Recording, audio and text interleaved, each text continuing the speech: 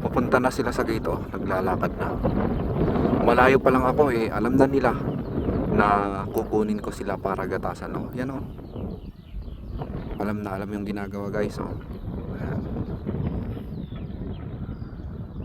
So papunta po yung mga yan sa gate para i-open ko na yung gate at lalabas sila at gagatasan ko na sila. Ang oras po natin ngayon dito sa New Zealand ay 3:30 PM in the afternoon. So ito po yung second herd namin, mga 250 cows po to, guys. Ayan, oh. Wala na yung nasa likod, oh. Naglalakad na rin yung dalawa doon, oh. Yan. So kukunin natin yung mga baka, guys. Ayan, punta tayo para malapitan natin sila. Oh, ayan, oh. Naglalakad na sila. Ang galing. So tara.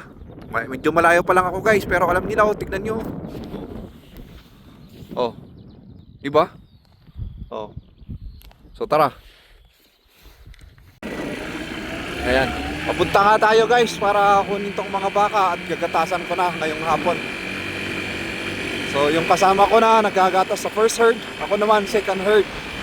So ayan, oh. Tignan nyo naman, oh, naka-ready na, oh. Ready na silang lalabas sa kanilang lungga. So ganyan yung mga baka, guys, dito. Ikaw ba naman na araw-araw gatasan eh hindi mo pa alam yung ginagawa mo? Yan, oh. Come on! Woohoo! Yan. So ito po pala yung gamit ko ngayon na magkakausin. Halos karaniwan yung ginagamit dito, motorbike, guys. Oh, ayan, oh. Kawasaki 150. So i-open na natin. So tignan nyo naman, oh. Come on, hey! Naka-ready na sila, di ba? Oh. Yan, excited na yung lalabas para gatasan, no? Yan. So tignan nyo, papunta pa lang yung mga iba, oh. Yan. Say shout out sa aking vlog, Precious. So ito pala si Precious, oh. Wow! Oh. Oh, wait, yan si Precious. So i-open na natin. Oh. Yan. Tulak muna natin to. Back out. Back, girls, back. Kailangan Englishin. English kasi dito eh. Back, girls, come on, eh. Hindi nila maintindihan yung Tagalog eh. Back, girls, come on. Ayan, good girls. Ayan. Sunurin talaga tong mga alaga ko dito. Oh, ayan, oh. Ayan. Ayan, lalabas na sila sa kanilang lungga. Ito po pala yung tinatawag nilang pasture o paddock, kung saan sila ngayon, kung saan sila kumakain. So ang tinatawag po dyan, pasture o paddock po yan. Come on, girls! Yan.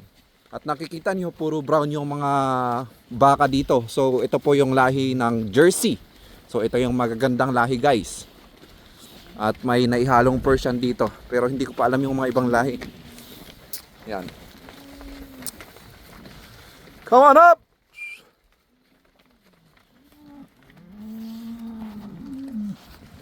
At syempre, tulakan natin sila. Andar ko muna yung mukha.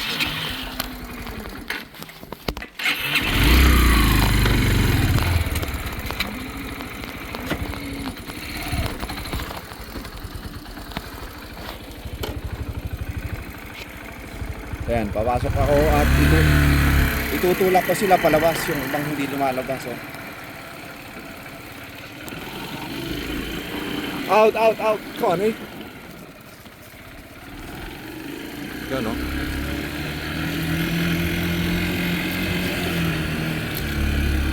Yan. Ganito ang tinatawag nilang housing, guys. Yung kukunin mo yung mga baka sa kanilang paddock, ang tinatawag po doon, cowsin. Ito yung pinaka-basic na trabaho dito sa New Zealand bilang isang dairy farmer. Ano? So nandito na ako sa pinakahuli. Ang gagawin ko dito, guys, ay itutulak ko na lang po sila.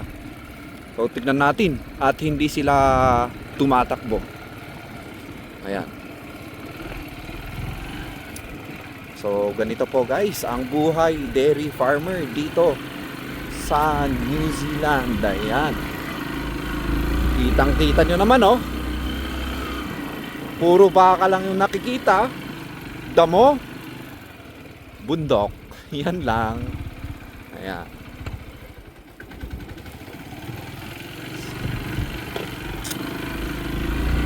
Maraming salamat sa panonood guys sa aking vlog dito sa New Zealand. Ayan. Follow and subscribe para lagi kayong updated sa pinopost ko dito sa aking FB page. Ayan. Maraming salamat sa panonood at kita-kits tayo sa susunod kong video.